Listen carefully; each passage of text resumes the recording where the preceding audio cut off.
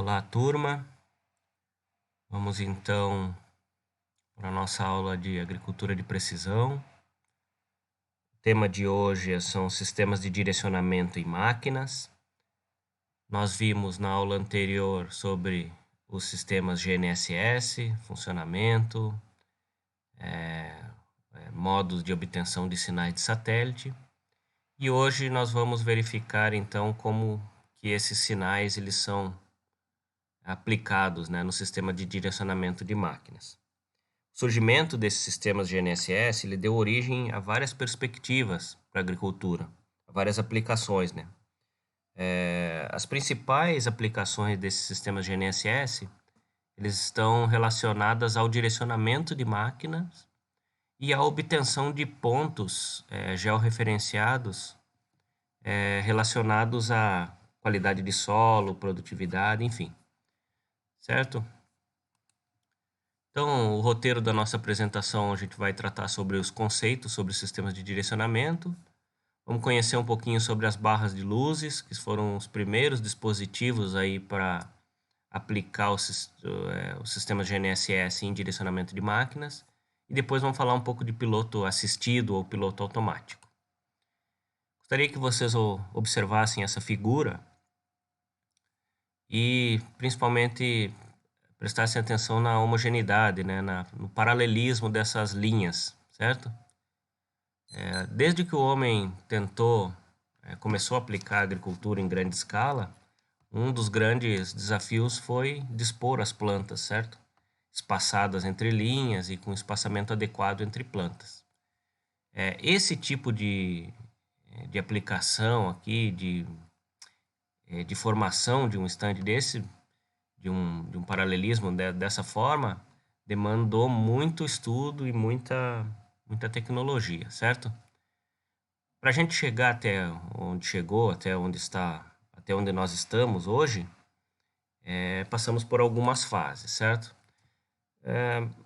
Até hoje aplicados e desde que iniciou a indústria de máquinas, os marcadores de linhas para semeadura, então marcar as linhas, fazer uma linha de referência para a próxima passagem do trator com a semeadora, já começa a mostrar começa a formar uma certa homogeneidade no stand. Normalmente essa máquina, esse conjunto aqui, ele mirava um ponto fixo no horizonte ou ia acompanhando uma curva de nível, e essa linha extra aqui permite a passagem na volta do conjunto para que as linhas de semeadura elas se mantenham sempre na mesma distância, sempre paralelas.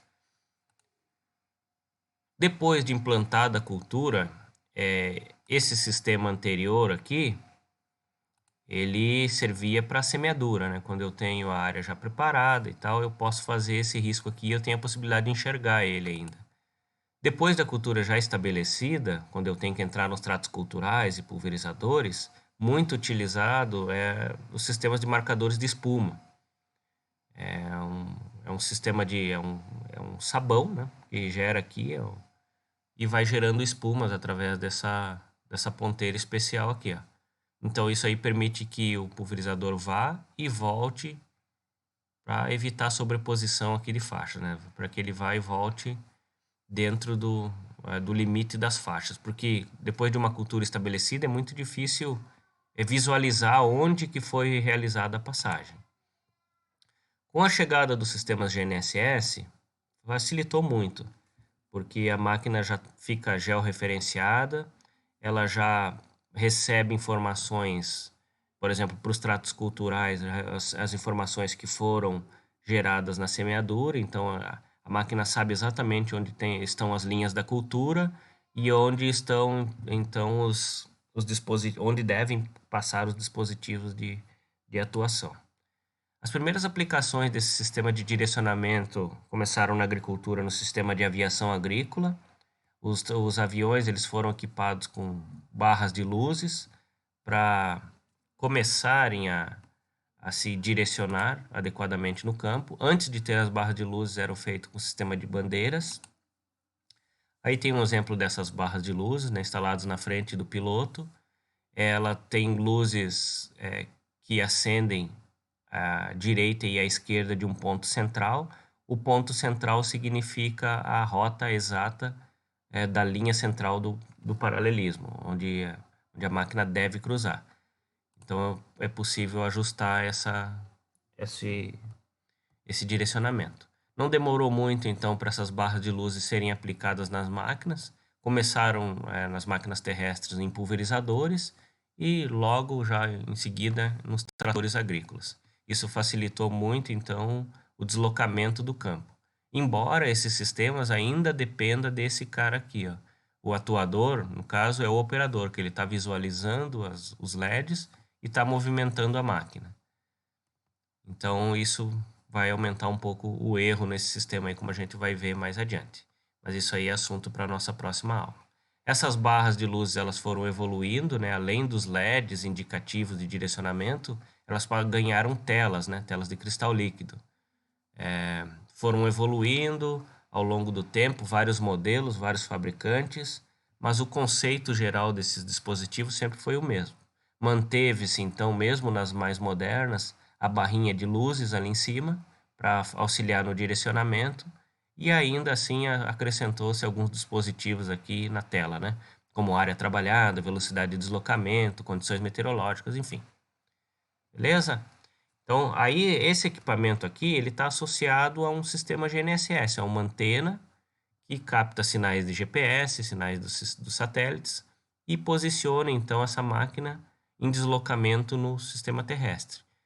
Normalmente, esse sistema aqui ele ainda está associado a uma base fixa, com estações de posição conhecidas, utilizando o sistema DGPS ou RTK, como nós vimos lá na aula passada. Porque a máquina deslocando-se, a máquina estando em movimento no campo, ela necessita ainda de um sistema de correção. Um sistema de correção de coordenadas conhecidas aí. Tranquilo? Beleza, então. Aí mais um modelo, né? Modelo normal. Percebam que aqui já no LCD tem os LEDs, sistema de posicionamento para mais ou para menos e o direcionamento aqui na frente do piloto. Ainda quem comanda isso aqui, ó, é um comando manual, é o piloto. O piloto vai de olho na telinha e vai movimentando aqui o volante da máquina. Aí a evolução desses dispositivos, certo? Isso foi muito bom para percursos retos, funciona muito bem dessa forma, mas quando trata de percursos curvos, fica um pouco mais complicado, porque fazer as passagens exatamente nos locais das curvas de nível, por exemplo, já fica bem mais complicado e já aumenta bastante o erro de paralelismo desse sistema. Valeu, galera. Esse é o assunto para a nossa próxima aula, quando a gente vai falar sobre os sistemas de orientação antigos comparados com o sistema de GNSS, certo? Até mais.